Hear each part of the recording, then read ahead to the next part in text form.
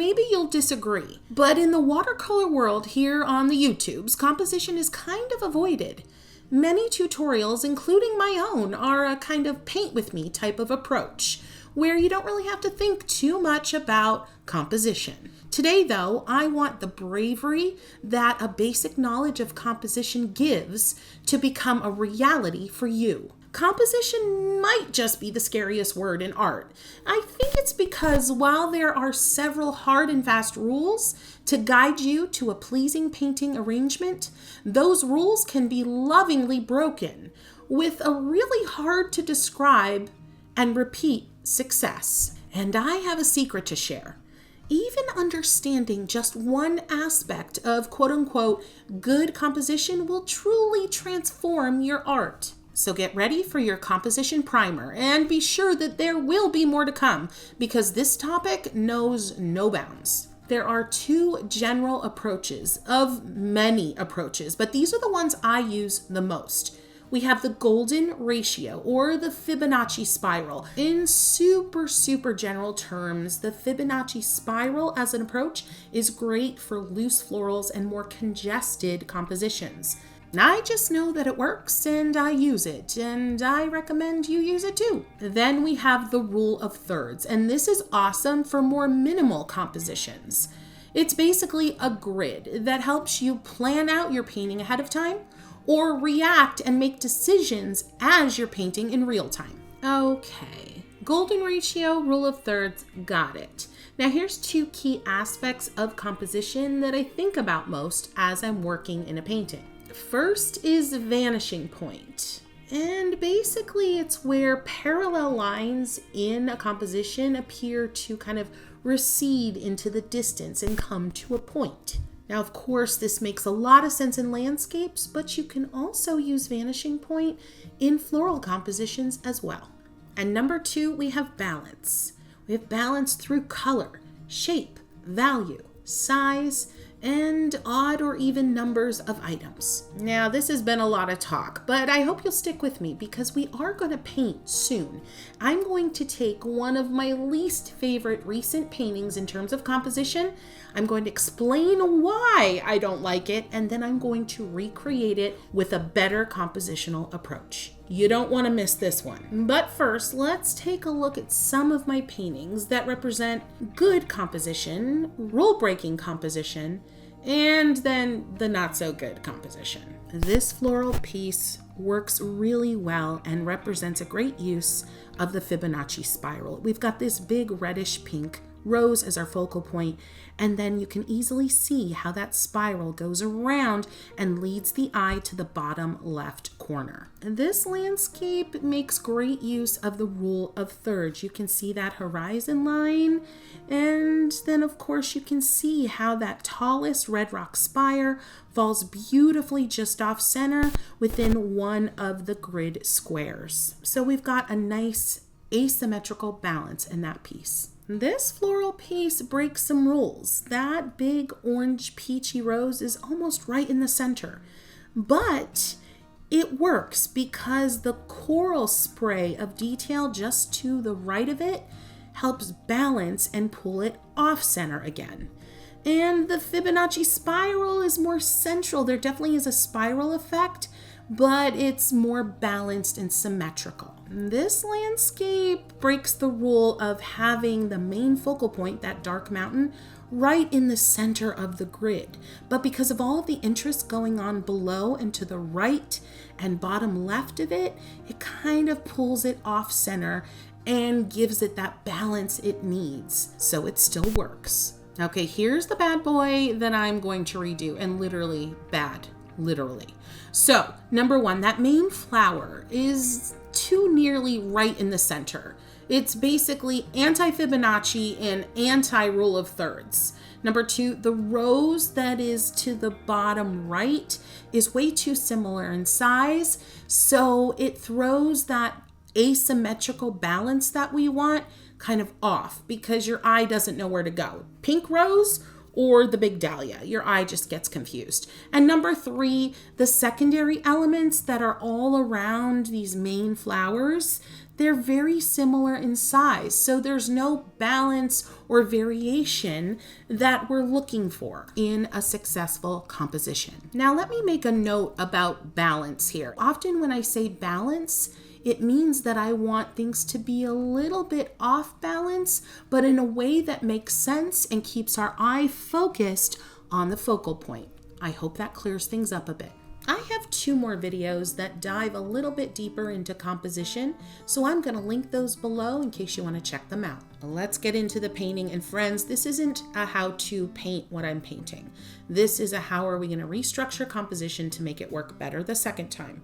So here I am getting into this peachy yellowy dahlia, and I decidedly tried to move her more to the right, and I'm also making her distinctively larger so she becomes an unmistakable focal point. Moving on, if I had kept that pink rose from the original painting in the bottom right corner, it would have been just stacked right underneath our big dahlia, and the big dahlia would look like it was toppling over on us.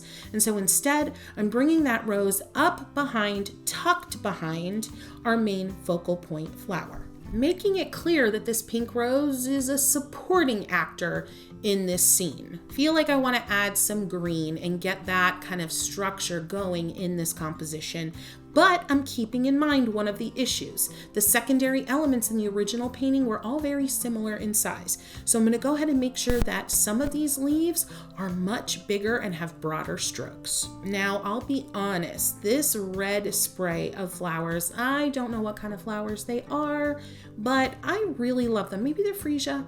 I don't know. I love them and I wanted to bring them back in, but you're going to see in a few moments, they're going to create a little bit of a compositional issue for me, but we'll touch on that when we get to that point. It's going to be an interesting fix. Bringing back those blue flowers, but again, thinking back to making sure that these secondary and tertiary elements in the composition have a varying amount of sizes to them so the balance feels interesting and asymmetrical overall. And all the while I'm adding all of these elements, I'm thinking about my Fibonacci spiral.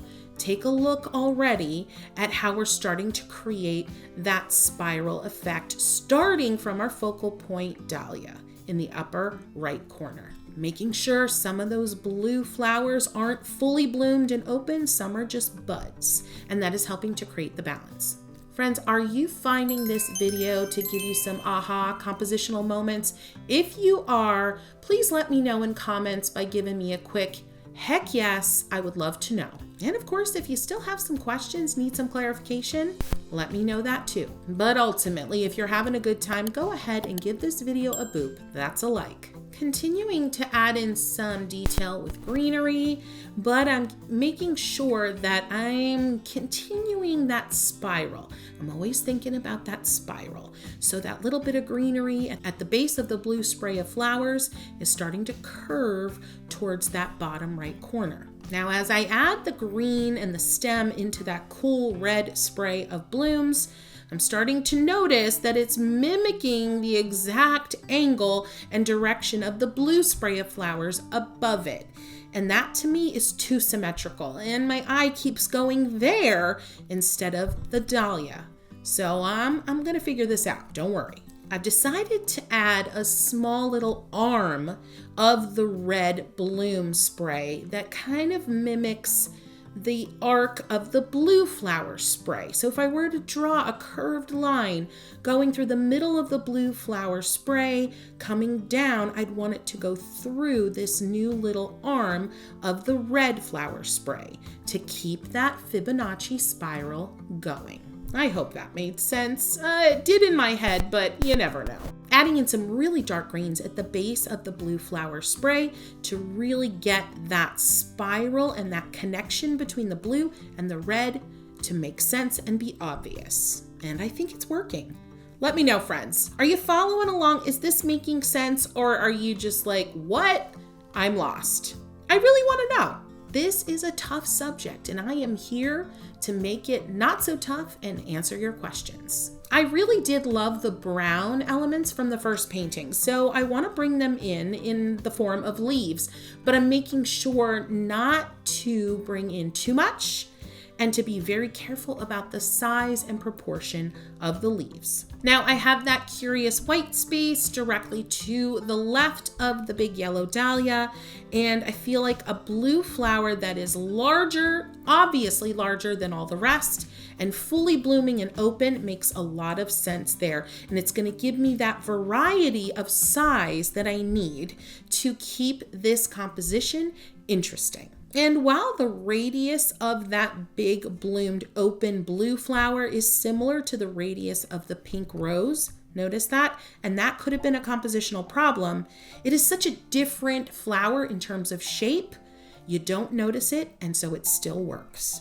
I also loved the pink filler flower from the original painting that was in the upper right corner, so I wanted to add that back in, but also took it as an opportunity to keep that spiral going. Notice the curve of those pink filler flowers are similar to the curve of the brown filler leaves in the upper left corner, so it's keeping your eye moving in that spiral. Now everything was starting to feel kind of the same value. Everything was the same like lightness or darkness, if that makes sense. In this case, the lightness. So I felt like I really needed to pull that contrast up a bit. So I'm adding some really deep, dark green leaves to help the focal point pop even more. So I'm tucking those leaves in all around the edges of that yellow dahlia. I loved that open, fully bloomed blue flower so much from just to the left of our yellow dahlia. I wanted to add another down here in the kind of bottom third right of the painting, and I'm going to let it go off the page. And that is interesting too. Letting some things go off the page can really help you out in certain compositional situations. I'll be honest, friends, there's so many aspects and so many things to consider with composition. But as I mentioned earlier, starting slow, taking small steps, and learning things kind of one at a time at a good, calm pace is going to keep you feeling confident and prevent you from getting frustrated. So if I'm talking about some extra elements here and you're like, wait, what? What did she say about going off the edge? If it went over your head, let it go and just focus on the things right now that are making sense. Because like I said earlier, don't worry, there is more composition to come on this channel. I really felt that the original piece was wholly lacking in some really strong dark elements. That's why I ended up having to put that black background in to kind of save it. And if you want to see the video where all of this happened, I'm going to link it below because it'd be interesting for you to see the whole process. But I don't want to put a black background in this redo painting. So I'm putting this big, bold, green, juicy, multicolor leaf in here to ground things a little bit, to support my focal point yellow dahlia, and to round out the spiral of this composition. Now, admittedly, this big bold leaf kind of interrupts the spiral a little bit. You stop there a moment before your eye goes back up to the yellow dahlia, but it stops in a beautiful place where you get to notice the pink rose. And here's a note about composition. Really, it's about helping your viewer's eye travel through a painting. You don't want them to stop on one thing and stay there, right? So it's about getting the viewer's eye to travel and not get confused or distracted along the way. So it's like you're in charge of their visual journey through your painting. No pressure though. This is good stuff. And you're creating your own little world for others to enjoy. As I'm adding in the final details, I'm definitely noticing my inclination to make them quite dark and contrasty. This is definitely kind of a juicy on dry situation in terms of the technique. If you're not sure what I mean by that, I'm going to link a video below where you're going to get the whole rundown on different techniques to apply throughout your composition. That was a lot, and if you're anything like me, you need a little balance in your brain composition right now. And so I'm going to send you to this video next. It's just some peaceful painting to kind of cool you down from all this creative exercise. And until next time, you know what I'm going to say. Get to that happy painting, friends.